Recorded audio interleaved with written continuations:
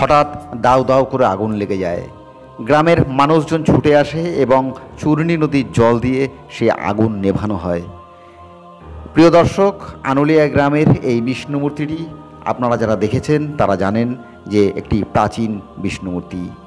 আমাদের এই ভিডিওটির বা এপিসোডটির নাম আনুলিয়ার বুদ্ধমূর্তি ও বিষ্ণু মূর্তি।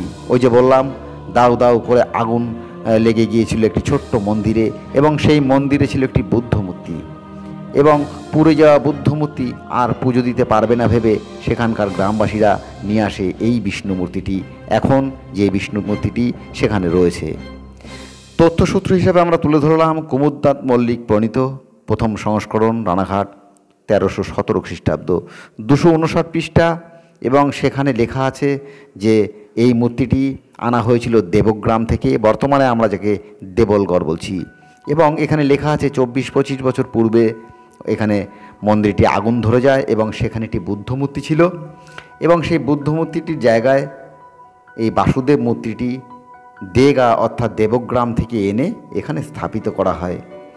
এবার আপনাদের কাছে বলবো যে এখানে একটি বুদ্ধ মূর্তি ছিল, এবং সেই বুদ্ধ মূর্তিটি কোথায় পাওয়া গিয়েছিল সেই সূত্র আমরা জানতে পারিনি। মানে সেটা কি আনুলিয়া গ্রাম থেকেই উদ্ধার হয়েছিল নাকি সেটা অন্য কোনো জায়গা থেকে আনা হয়েছিল, যদিও এর ওপরে আমরা এখনও কাজ করছি, অনুসন্ধান করছি বা গবেষণা করছি।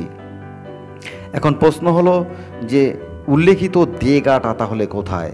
অনেকেই বলতে পারেন সেখানে তো দেবগ্রাম বলা নেই, সেখানে তো দেবলগড় বলা নেই, বলা আছে দেগা। আমরা এই বিষয়ে গবেষণা করেছি এবং আমরা বিভিন্ন প্রাচীন দলিলপত্র, পুঁথিপত্র, পুস্তক ঘেটেছি, এবং আমরা বুঝতে পেরেছি সেই দেগাটা হলো এই দেবগ্রামই।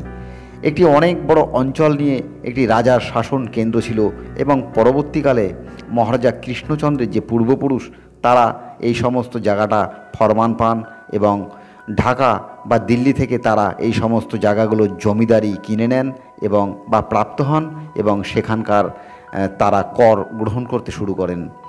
এবং এই দেগাটা যে তাদেরই শাসন অধীন ছিল তার প্রমাণ আমরা পেয়েছি, এবং সেই দেগাটা হচ্ছে অবশ্যই দেবগ্রাম, এবং কুমুদনাথ মল্লিকের বইটি পড়লেও আপনারা জানতে পারবেন। আরও একটি বিষয়, যদি আপনারা অন্নদামঙ্গল গ্রন্থটি পাঠ করেন, মানে যেটা ভারতচন্দ্র রায়গণাকারের লেখা অন্নদামঙ্গল কাব্যগ্রন্থ, সেখানেও দেগায়ের উল্লেখ আছে এবং সেখানেও এই দেবগ্রামের উল্লেখ আছে, এবং সমস্ত মিলেমিশে একটি জিনিসে প্রমাণিত হয় যে এই দেবগ্রামই সেকালের দেগা। আমরা যে গ্রামটির কথা বলছি আনুলিয়া, এটি একটি প্রাচীন গ্রাম, আর যে দেবগ্রামের কথা বলছি সেটি একটি প্রাচীন রাজধানী।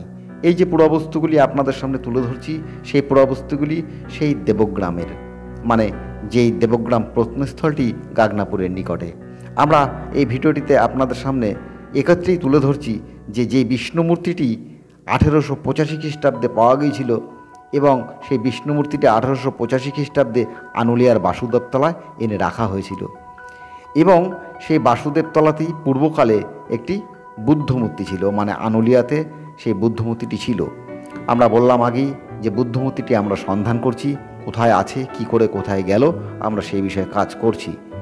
পরবর্তীকালে আমরা দেবলগড়কে প্রত্ন অনুসন্ধানে এই সমস্ত যে পুরাবস্তু আপনারা ছবিতে দেখছেন, যেমন এখন যেটি দেখছেন এটিকে বলা হয় স্ট্যাকো, বালি এবং সে সময়কালের চুন দিয়ে তৈরি করা এবং অন্য অন্য রাসায়নিক পদার্থ দিয়ে তৈরি করা এই স্ট্যাকোটির বৈজ্ঞানিকভাবে আমরা যদিও পরীক্ষা করিনি, কিন্তু এই ধরনের স্ট্যাকো পাহাড়পুর, বানপুর, এরকম বিভিন্ন রকম জায়গায় কিন্তু দেখা গেছে। তো সেক্ষেত্রে আমরা বলবো, যেমন ধরুন বল্লাল ঢিবি, বানগড়, এই সমস্ত জায়গাও কিন্তু এই ধরনের স্ট্যাকোর স্ট্রাকচার লক্ষ্য করা গেছে। সেক্ষেত্রে বোঝা যায় যে সে সময় এই সমস্ত অঞ্চলে পাথরের অভাব থাকার দরুন এই ধরনের স্ট্যাকো দিয়ে কিন্তু সজ্জায় সজ্জিত করা হতো সেখানকার মন্দির বা গৃহ। এগুলো এক একটা পাথরের নকশা করার মতোই দেখতে, দূর থেকে মনে হবে পাথরের, কিন্তু আপনি যদি সামনে গিয়ে ভালো করে দেখেন দেখতে পারবেন যে এখনকার কনস্ট্রাকশনের মতো সিমেন্ট বালি দিয়ে যেরকম জমিয়ে বিভিন্ন নকশা তোলা হয়, সেরকমই কিন্তু এটি কৃত্রিমভাবে তৈরি করা। সেক্ষেত্রে আমরা এর প্রমাণপত্র পেয়েছি এবং আমাদের সংগ্রহে এগুলো রয়েছে, এবং অনেক পুরাবস্তুই আমরা সেগুলো মিউজিয়ামে পাঠিয়েছি। আনুলিয়ার সঙ্গে দেবগ্রামের কী প্রকার সম্পর্ক সে নিয়ে আমরা কাজ করছি। কিন্তু একটি কথা বলবো যে অনেক রকমভাবে ভুল ভ্রান্তি আমাদের মধ্যে ছড়িয়ে দেওয়ার এক প্রকার চেষ্টা হচ্ছে। প্রিয় দর্শক, আমরা বলবো যে আপনারা সেটাই বিশ্বাস করুন যেই কথাটির মধ্যে বিজ্ঞান সম্মতি দেয় এবং তথ্য রয়েছে, বা সে কোনো তথ্য সূত্র দিতে পারে। আচমকা কোনো কথা বিশ্বাস করবেন না। যেমন ধরুন, অনেকেই বলে বেড়ান যে দেবলগড় থেকে গুপ্তযুগের মুদ্রা পাওয়া গেছে, সমুদ্রগুপ্তের মুদ্রা পাওয়া গেছে, স্বর্ণ মুদ্রা। কিন্তু আমরা তাদের কাছে জানতে চেয়েছি যে এরকম কোনো প্রমাণ কি আছে যে এই দেবলগড় থেকে কোনো স্বর্ণ মুদ্রা গুপ্তযুগের পাওয়া গেছে? তারা আজ পর্যন্ত নির্দিষ্ট কোনো প্রমাণ দিতে পারেনি।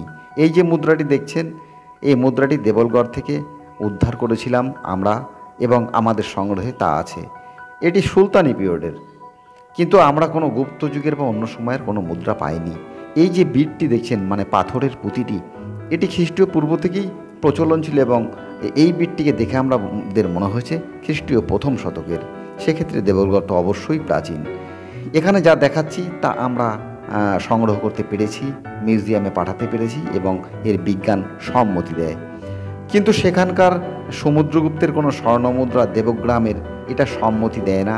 যারা বলছেন তারা কোনো প্রমাণ দেখাতে পারেননি। একটা কথা আমরা গ্রন্থের নামটি এই মুহূর্তে বলছি না, যে একটি স্বর্ণমুদ্রা রানাঘাট থেকে রিকভারি হয়েছিল, মানে উদ্ধার হয়েছিল একটি স্বর্ণমুদ্রা গুপ্তযুগের, এবং সেটি সে সময়কালে ব্রিটিশ সরকারের সময়কালে সেটি মিউজিয়ামে নিয়ে যাওয়া হয়।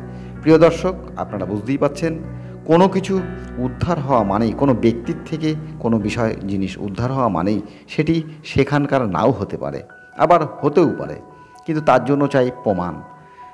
ধরা যাক সেই ব্যক্তিটি সেই স্বর্ণমুদ্রাটি অন্য কোনো জেলা থেকে এনেছে, গৌড় থেকে এনেছে, বা বাংলাদেশের পাহাড়পুর বা অন্য কোনো স্থান থেকে এনেছে, তাহলে কি করে প্রমাণ হবে যে সেটি দেবগ্রামের?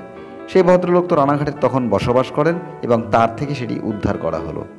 তাহলে তার জন্য দরকার আমাদের নির্দিষ্ট প্রমাণ। আর একটি কথা, যে রানাঘাট মহকুমা একটি বিরাট বড় অঞ্চল, এটি পূর্বে আরও অনেক বড় ছিল।